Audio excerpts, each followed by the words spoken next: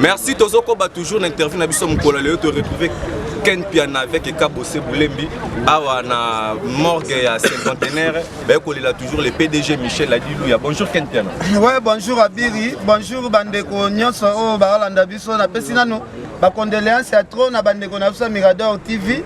Ba condoléances à makasi en tout cas na loba nzambe ai kamitema na bango mpiko bazala toujours na courage o bazala nango air PDG Michel Adilouya azalaki viva parce que liwa ezali eloko nzambe atia pona mutu nyonso donc liwa eza vanité mutu nyonso o ayaka mabele ozonga toujours mabele donc liwa est séparé bango te bazala toujours uni ndenge bazalaka uni et PDG azalaka vivant.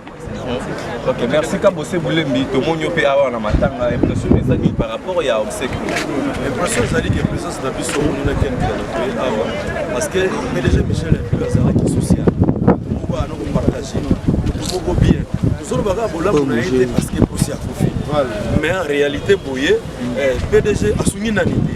Nana lembo mon a été. Nana soumité a nani oyo amoni aide PDG sur le plan même promotion. Et surtout présence dans les alliés qui a soumis notre promotion de la chaîne Mirador. A soumis le plan financier.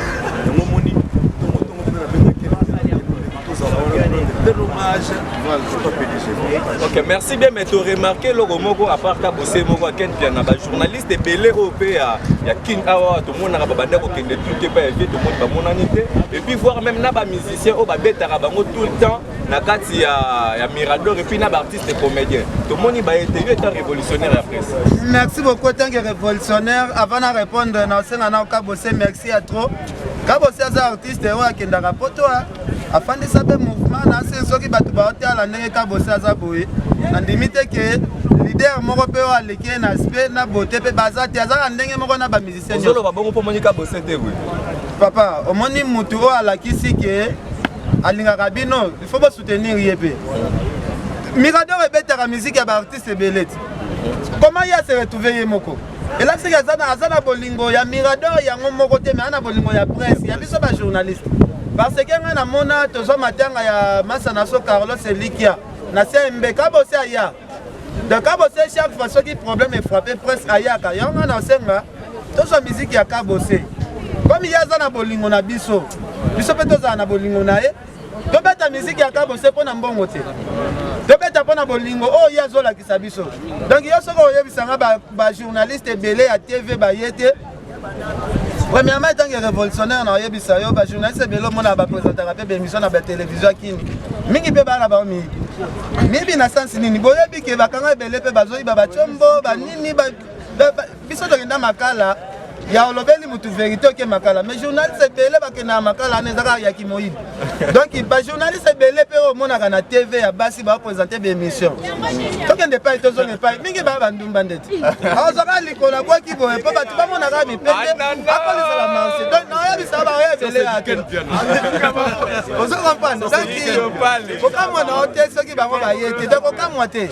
Awa ba mona ke non na matango ba za marché belé te moi ba ya exactement na matanga papa ba ya ke belé ba bi ke ba star ba ko ya star mso ko tie moi litoi ba ya ke belé awa ba mona pena ke non awa soki na ye fona za na mbongo na nga transfert aller et tout bango ba nga matango ayaki na 100 fois azongi na 1000 francs donc biso to dans soka matanga yo bi PDG Michel Adilouya Xavier moko très important le lotikel nga ba souvenir ya minene na le lo soki na za révolutionnaire c'est grâce à Michel Adilouya parce que le bas première mission d'un journaliste est de dire la vérité. Si. D'un journaliste il faut la vérité. En plus, en 1996, biso ba journaliste bazalo maltraité biso neti ba bakanza moko bo film bakanza kote ko ça ke ba film bakanza zo eza muke ba journaliste ba bato bazalaka torturer na ndenge ya ba blague te.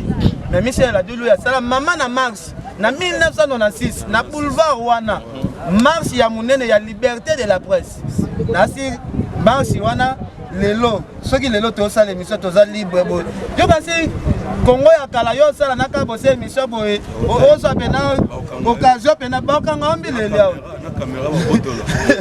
na caméra boy ah okanga bozwanga kutata photo atalaka liberté de la presse lelo naosala émission na pembeni na kabose kanga photoko talaka na pembeni mpe na kabose tozolela le PDG Michel Adilouya na Adel Diogo Bagudonze na Jimmy Bella ou Carlos Kabasu bato baze belé o bazolela na biso ensemble voilà ken piana tokomi na biso na suka mpona interview bato mosusu na te soki okoloba lisu nini ya suka. Merci beaucoup ngai na oloba eloko ya suka te na osengaka kabose merci parce que balider ebele baza mpe na kini oyo PDG asalela bango bapromotion nayebi ke bato ya théâtre baya na bango te mpo bazala na kanda babi atiakaka bathéâtre nigérien bango baa na bango na problème te mais mingimingi bamusicien mais tobandomona bamariolo sombo balekaka na wana ezali nango baémission totika kosela bango makambo wana ezali baémission mais espace baza ozwa te donc bango kutu baa problème te mais bamusicien butu moi bino na bino kozala mpe na bolingo ya kaboseko merci kabose tokomi na suka na biso kobakisani toka tolela PDG na kimia toye awa na morgasa PDG totika ye stade martyr tozala wana bakolege mise mpe oyo bazwi bacontretemps mpo bakolandanga na minute oyo vraimen tozala na kwesa parce que eza motu moko basukena biso nana lia mponga PDG te okolela mpe PDG na nuance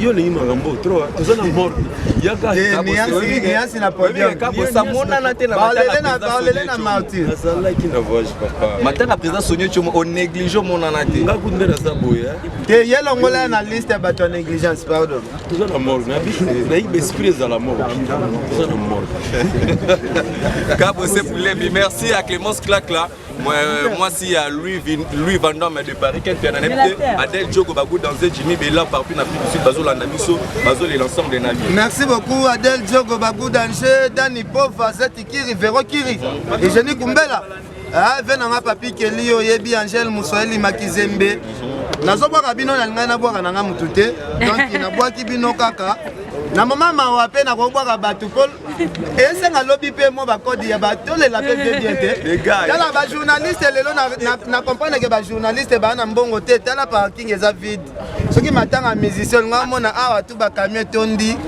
dabosungaka mpe bandeko na biso oyo balekaka bainternet mo balara esala biso mpe mwa bien soki bomoni bajournaliste ya tv mingi te dans mingi baya miyibi donc merci beaucoup vraiment merci beaucoup merci à Willy Moucheni code mondial ya Willy Moucheni tozana yo na recevoir qui appelle la VV azolela toujours ensemble atinda ki ba mes condoléances ya Willy Moucheni code mondial et à Jolivette Tsamba la française de Bordeaux Risco Louvandi merci beaucoup tozoko ba toujours l'interview merci bien bye.